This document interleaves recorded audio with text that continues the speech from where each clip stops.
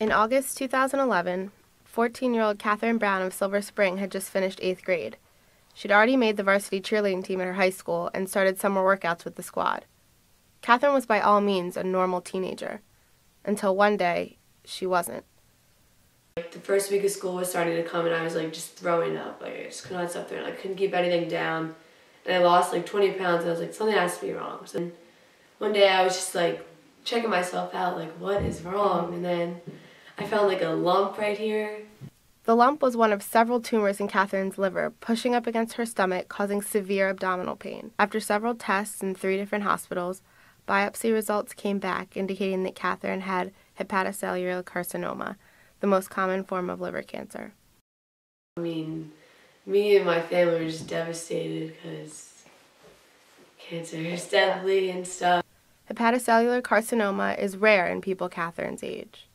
Hepatocellular carcinoma is usually seen in sort of middle-aged to older adults who have had a history of hepatitis or alcoholism or both.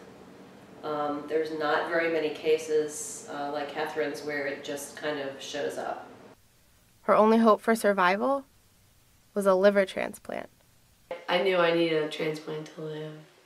Because there was no way that how much my tumors were, how big they were, the chemo could take it all away.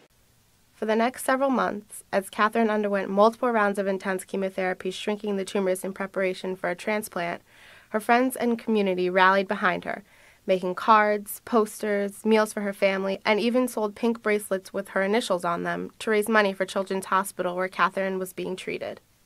Then, in late April, Catherine and her family got the call they'd been waiting for.